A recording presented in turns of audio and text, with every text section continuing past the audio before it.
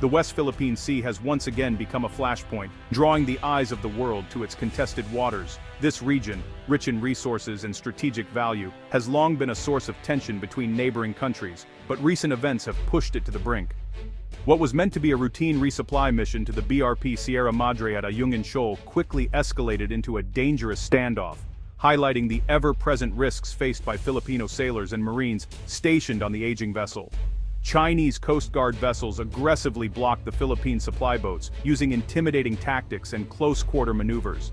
This deliberate escalation not only heightened tensions but also risked sparking a major international incident in these already volatile waters. This was no isolated event. It's part of Beijing's ongoing campaign to assert dominance over the South China Sea, disregarding international law and the Philippines' legitimate claims.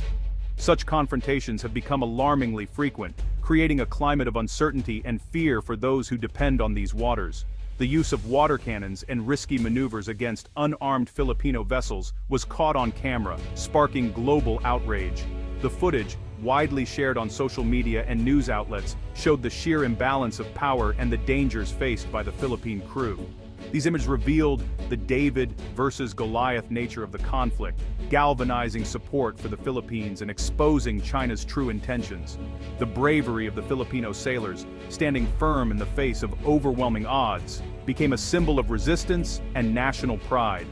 The incident is more than a territorial dispute. It's a test of the international rules-based order and the ability of smaller nations to defend their sovereignty. It raises critical questions about the future of peace and stability in the region, and whether international norms will be upheld. Manila's response will have far-reaching implications for the Indo-Pacific region. The decisions made now could influence alliances, security arrangements, and the balance of power for years to come. As the Philippines stands firm, it's defending not just a shoal, but the principles of international law and freedom of navigation.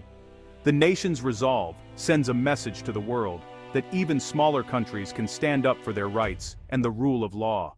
The world is watching, and the outcome will shape the region's future.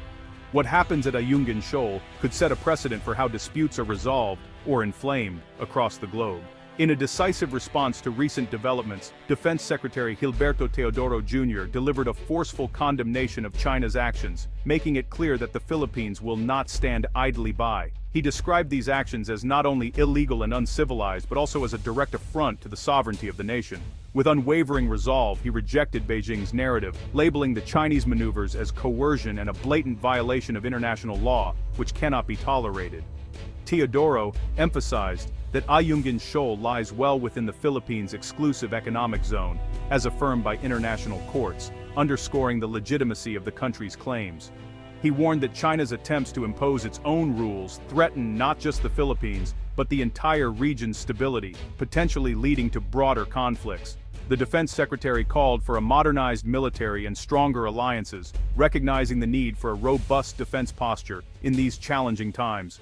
He acknowledged that diplomatic protests alone are not enough to deter aggressive actions, emphasizing the need for concrete measures. His leadership has injected urgency into the country's defense policy, making the West Philippine Sea a top national priority, ensuring that the issue receives the attention it deserves. Teodoro's message was clear: the Philippines will not be bullied by any foreign power and will steadfastly defend its rights under international law, standing firm in the face of adversity. He urged unity at home and abroad, calling for solidarity among Filipinos and support from international allies. Framing the issue as a fight for sovereignty and dignity, he rallied the nation to stand together.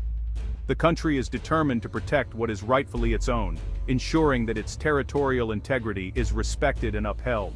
The Philippines' position is anchored in the 2016 Arbitral Award, a landmark ruling by the Permanent Court of Arbitration. The tribunal invalidated China's sweeping 9-line claim, affirming the Philippines' rights over its exclusive economic zone, including Ayungin Shoal. The ruling is final and legally binding, providing a clear basis for the Philippines' maritime rights. Despite this, China has refused to recognize the award, continuing its campaign of intimidation and disregard for international law. The award transformed the dispute into a clear case of defending recognized sovereign rights. For the Philippines, it's a symbol of how even small nations can challenge superpowers through peaceful, legal means. The government has made enforcement of the award a cornerstone of its foreign policy, Manila's claims are not arbitrary, they're backed by international law.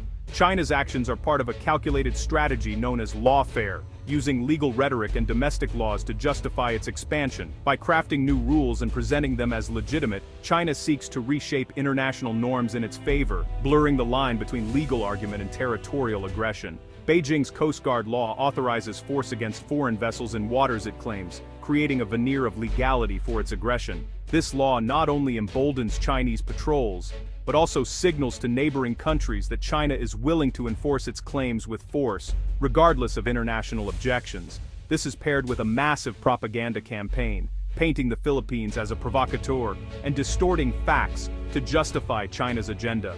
State-controlled media amplifies these narratives, shaping public opinion at home and sowing confusion abroad about the true nature of the dispute.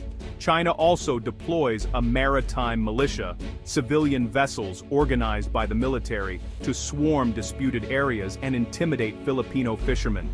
These so-called fishing boats often act in coordination with the Navy and Coast Guard, blurring the distinction between civilian and military actors. These gray zone tactics fall just short of open conflict, making it difficult for the Philippines to respond without risking escalation. The ambiguity is intentional, designed to keep tensions high while avoiding outright war. The goal: exhaust the Philippines' resources and political will, forcing Manila to abandon its outposts. Over time, constant pressure wears down morale and stretches already limited supplies, making defense increasingly difficult. By harassing resupply missions, China hopes to take control of Ayungin Shoal without firing a shot. Each intercepted mission is a test of resolve, pushing the limits of what the Philippines can endure. It's a modern siege, waged with Coast Guard cutters, water cannons, and legal manipulation. Instead of traditional warfare, China relies on a relentless campaign of pressure, using every tool at its disposal to achieve its aims. The Philippines faces a relentless campaign of attrition, with its sailors and fishermen caught in a struggle that tests their endurance and resolve day after day. The Philippines is not alone. The Ayungin Shoal incident has sparked a wave of international support. Allies like the United States, Japan, and Australia have condemned China's actions and called for respect of the 2016 arbitral award. These nations have increased their military presence in the region, conducting joint patrols and exercises with the Philippines. European countries, including the UK, Germany, and France, have also voiced support for international law and UNCLOS. The European Union has called for peaceful dispute resolution and criticized destabilizing actions. This broad coalition isolates China diplomatically and strengthens Manila's position. International solidarity demonstrates that the dispute is a global concern, not just a bilateral issue. The Philippines' stand resonates with a world that values law over force.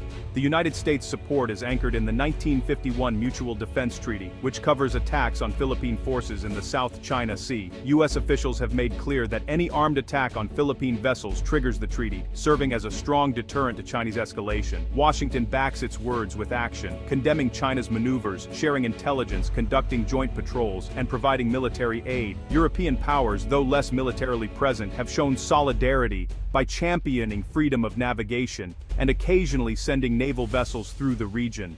These freedom of navigation operations challenge China's claims and reinforce the principle of open sea lanes.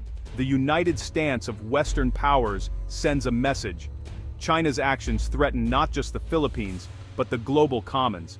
By internationalizing the issue, they prevent Beijing from isolating Manila. This support gives the Philippines crucial leverage and moral backing.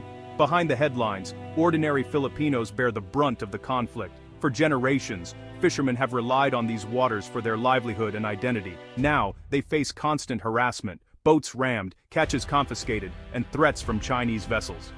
Many are forced to fish closer to shore, plunging families into poverty. The psychological toll is immense. Fear and uncertainty haunt coastal communities. Yet many refuse to be intimidated, continuing to fish and document harassment with their phones. Their courage turns them into citizen journalists and frontline defenders of sovereignty. Their stories put a human face on the struggle, making it a fight for justice and survival. The conflict is not just geopolitical. it's deeply personal for countless Filipinos. At the heart of the standoff is the BRP Sierra Madre, a rusting WBAP-era ship grounded at Ayungin Shoal as a symbol of Philippine sovereignty. A small group of Marines lives aboard, enduring harsh conditions, cramped quarters, tropical storms, and constant surveillance by Chinese vessels. Their mission: maintain a Philippine presence and keep the flag flying, despite daily provocations. Resupply missions are their lifeline, bringing essentials and news from home, but each trip is fraught with danger. The Marines' duty is not to fight, but to endure and assert the nation's claim through sheer presence. Their resilience and professionalism under pressure are a quiet act of heroism. They embody Filipino determination, holding the line for sovereignty far from the public eye. Their sacrifice is a powerful statement of national resolve. The Sierra Madre's crew are modern-day heroes, inspiring a nation. Their vigil is a living testament to the Philippines' rightful claim. The Ayungin Shoal crisis marks a turning point for the Philippines and the Indo-Pacific. China's aggressive tactics have been exposed, and Manila's firm response, backed by international law and global support, signals it will not back down. This is more than a territorial dispute. It's a stand for sovereignty, dignity, and the rule of law. The 2016 Arbitral Award provides an irrefutable legal foundation for the Philippines' rights. The courage of fishermen and Marines adds a powerful moral dimension to the conflict. Support from allies strengthens the Philippines' position and highlights the global stakes. The Philippines' resolve is a beacon for smaller nations, proving that law and unity can challenge power. The fight for the West Philippine Sea is a fight for a world where law, not force, prevails.